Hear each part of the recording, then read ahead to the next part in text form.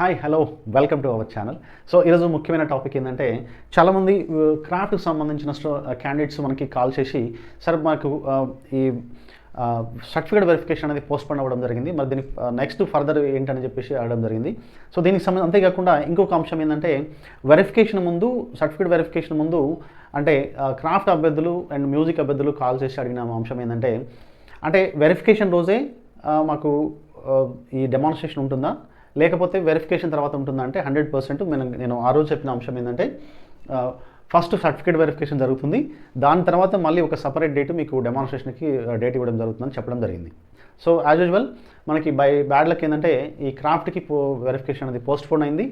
Only music వరకే certificate verification complete అయింది. ఆ అభ్యర్థులకి ఓన్లీ ఆ రోజు వెరిఫికేషన్ మాత్రమే జరిగింది, డెమాన్స్ట్రేషన్ ఇవ్వలేదు. డెమాన్స్ట్రేషన్కి సపరేట్గా ఒక డేట్ అనౌన్స్ చేస్తారు పర్టికులర్గా. సో కాబట్టి నెక్స్ట్ మనకి ఫర్దర్గా ఎగ్జామ్ జరిగిన తర్వాత కూడా ఈ ఆర్ట్ క్రాఫ్ట్ అండ్ సంబంధించిన అభ్యర్థులకు కూడా వెరిఫికేషన్ తర్వాతనే సపరేట్ డేటు దానికి అనౌన్స్ చేస్తున్న అంశాన్ని మీరు మైండ్లో పెట్టుకోవాలి.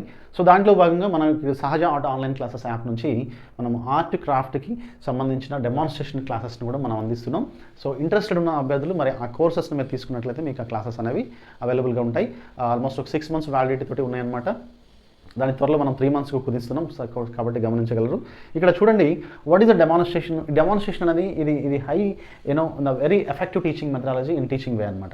మనకి గ్రేట్ టీచర్స్ కానీ ద ఫేమస్ ఎడ్యుకేషనిస్ట్ కానీ వీళ్ళందరూ చెప్పే అంశం ఏంటంటే, మనకి టీచింగ్ మెథడ్ ద టీచింగ్ స్ట్రాటజీలో ఒక టీచర్ చూజ్ చేసుకునే గ్రేట్ ఎఫెక్టివ్ టీచింగ్ ఏంటంటే ద డెమాన్స్ట్రేషన్ మెథడ్ అనమాట. ఈ డెమాన్స్ట్రేషన్ మెథడ్ అనేది ఏ సబ్జెక్ట్ మనం తీసుకుంటామో ఆ సబ్జెక్ట్ రిలేటెడ్ కాన్సెప్ట్స్ మనం తీసుకోవాల్సి ఉంటుంది. ఫర్ ఎగ్జాంపుల్ మ్యాథ్స్ సంబంధించిన డెమాన్స్ట్రేషన్, సైన్స్ అనుకోండి సైన్స్ సంబంధించిన డెమాన్స్ట్రేషన్, మనకి ఆర్ట్ క్రాఫ్ట్ రిలేటెడ్. సో దానికి సంబంధించిన అంశాలలో ఏం తీసుకోవాలి, ఏ కాన్సెప్ట్ ఆధారంగా ముందుకెళ్ళాలి, మరి దానికి వాటికి కావాల్సిన మెటీరియల్స్ ఏంటిది అనేది, సో వీటన్నిటిపైన చాలా క్లియర్గా రీసెర్చ్ ఓరియంటెడ్లో మనము చాలా డీటెయిల్ స్టడీ చేయబోతున్నాం అనమాట.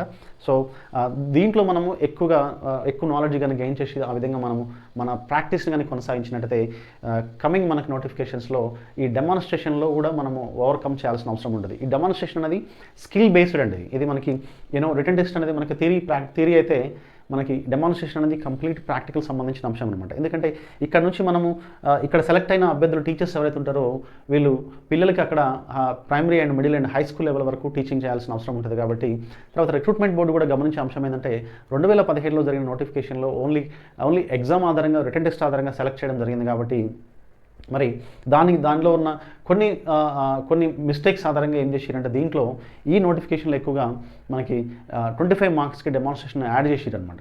సో దీని ఆధారంగా ఎవరైతే ఎక్కువగా హై స్కిల్స్ ఉన్న వాళ్ళు ఎవరైతే ఉంటారో, మంచి స్కిల్స్ ఉన్న వాళ్ళు ఎవరైతే ఉంటారో వాళ్ళకి దీంట్లో ఎక్కువ స్కోర్ చేసినట్టయితే ఆటోమేటిక్గా they will get the job అన్నట్టుగా. సో రిక్రూట్మెంట్ బోర్డు కూడా హై స్కిల్స్ పర్సన్స్ కావాలి, ఎక్కువగా మాన్యువల్ స్కిల్స్ వచ్చిన వాళ్ళు కూడా అవసరం ఉందని చెప్పేసి ఇటు రిటన్ టెస్ట్కు 100 marks ఇచ్చేసి నెక్స్ట్ 25 marksకి ఈ డెమాన్స్ట్రేషన్ని ఇవ్వడం జరిగిందనమాట. సో ఇది కూడా మనకి ఒక రకంగా మనం ర్యాంకు సాధించడానికి ఈ సబ్జెక్టు ఈ 25 marks కూడా చాలా విలువైనవి. కాబట్టి మరి అభ్యర్థులు ఈ అవకాశాన్ని సద్వినియోగం చేసుకొని మరి ఇప్పటి నుంచే ప్రిపరేషన్ చేసినట్టయితే మీరు నెక్స్ట్ నోటిఫికేషన్కి ఇది కూడా సైమల్టేనియస్గా ప్రిపరేషన్ చేయాల్సి ఉంటుంది. ఓన్లీ ఒక రిటన్ టెస్ట్ ఒకటి మాత్రమే కాకుండా రిటన్ టెస్ట్తో పాటుగా దీన్ని కూడా సైమల్టేనియస్గా వీక్లీ ట్వైస్ అట్లా లేదా వీక్లీ వన్స్ అట్లా దీని మీద కూడా ఫోకస్ చేసినట్టయితే మనము 100% ఎగ్జామ్కి సిద్ధంగా ఉంటాం. సో ఓకే, సో మళ్ళీ ఒక కాన్సెప్ట్తో మళ్ళీ కలుద్దాం. Thank you all.